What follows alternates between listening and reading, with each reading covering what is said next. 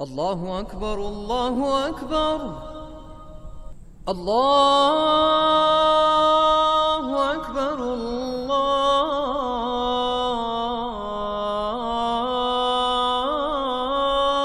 أكبر. Bismillahirrahmanirrahim. Louange à Allah, nous le glorifions, nous lui demandons son aide et implorons son pardon. Nous croyons en lui et en lui nous plaçons notre confiance. Nous cherchons protection auprès de lui contre tout mal venant de nous-mêmes et contre les méfaits de nos mauvaises actions. Celui qu'Allah guide, personne ne peut l'égarer, et celui qu'Allah égare, personne ne peut le guider. Les mérites de la générosité en islam. Frères et sœurs de la foi et de l'islam, les mérites de la générosité en islam sont d'une telle ampleur que l'on saisit de ce fait l'importance de cette qualité. La générosité est une des qualités que le musulman doit acquérir si ce dernier ne la possède pas. En effet, elle représente une des nombreuses vertus de l'islam. Nous devons donc faire preuve de générosité entre nous tout au long de notre vie. La générosité occupe une place particulière en islam. Tout musulman a pour devoir d'être généreux. Nous devons répondre aux besoins de nos frères les plus démunis, et ce, en espérant l'agrément d'Allah le Très-Haut.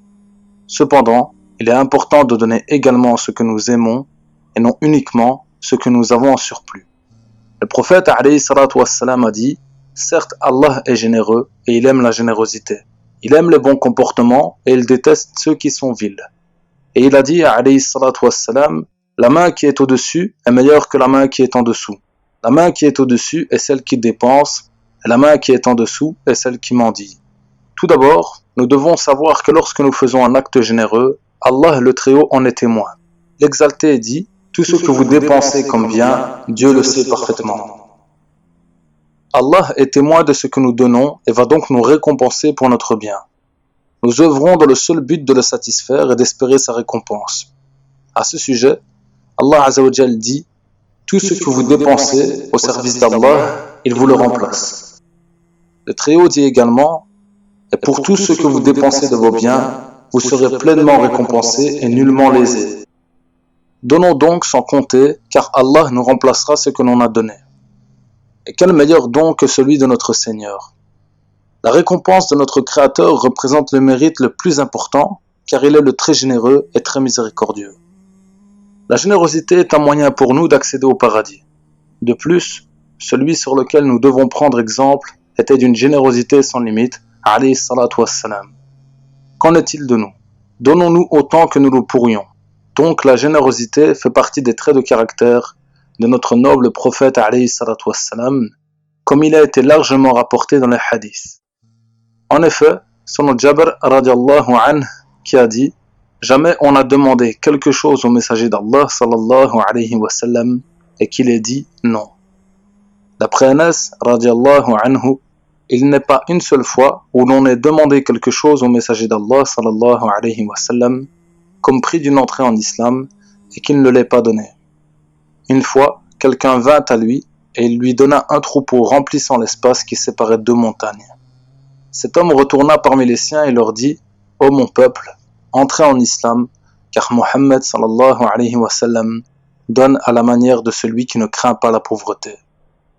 La générosité, c'est aussi d'offrir de la nourriture à ceux qui en ont besoin. Les pieux prédécesseurs avaient l'habitude de nourrir les pauvres et ils plaçaient cela avant beaucoup d'actes d'adoration. Ceci est récompensé de la même manière que ce soit en rassasiant une personne qui a faim ou un frère pieux. Par conséquent, la pauvreté n'est pas une condition pour nourrir la personne. Allah le Tout-Puissant dit dans le Coran à leur propos: et ils offrent la nourriture malgré son amour aux pauvres, à l'orphelin et aux prisonniers, disant: c'est pour le visage d'Allah que nous vous nourrissons. Nous ne voulons de vous ni récompense ni gratitude. L'islam n'est pas une religion qui exhorte à l'individualisme. Elle incite les croyants à l'entraide et à la coopération, à la conjugaison de leurs efforts respectifs afin d'entreprendre ensemble les bonnes œuvres. Les dépenses utilisées doivent atteindre un but communautaire pour créer une société conforme à la loi divine pour fonder la Ummah. Allah Azza wa Jal dit: et toute dépense que vous faites dans le bien, il la remplace, et c'est lui le meilleur des donateurs. La générosité, c'est aussi le bon comportement avec les autres, la bonne parole, un vrai sourire au visage, et de dire à ton frère en religion que tu l'aimes en Allah, car le prophète alayhi salatu wassalam a dit « Lorsque l'homme aime son frère en religion, qu'il lui fasse savoir qu'il l'aime. » Cela fait partie de la haute moralité et des nobles attributs de nos pieux prédécesseurs. La générosité en islam est illimitée. Elle englobe tout ce que nous pouvons offrir, comme donner de son temps pour aider les autres, aider les personnes qui sont faibles ou malades, rendre visite aux malades, et encore le summum du bon comportement et de la générosité, c'est faire du bien à quelqu'un qui a mal agi envers vous. Comme dit Allah Azza wa Jal dans son noble livre. La bonne action et la mauvaise ne sont pas pareilles. Repousse le mal par ce qui est meilleur, et voilà que celui avec qui tu avais une animosité devient tel un ami chaleureux. Mais ce privilège n'est donné qu'à ceux qui endurent, et il n'est donné qu'aux possesseurs d'une grâce infinie. Voilà, frères et sœurs de la foi et de l'islam, prière et salut sur notre prophète alayhi salatu wassalam, sur sa famille, ses compagnons, et tous ceux qui les suivront jusqu'au jour du jugement dernier. Amin. Walhamdulillahi Rabbil Alamin.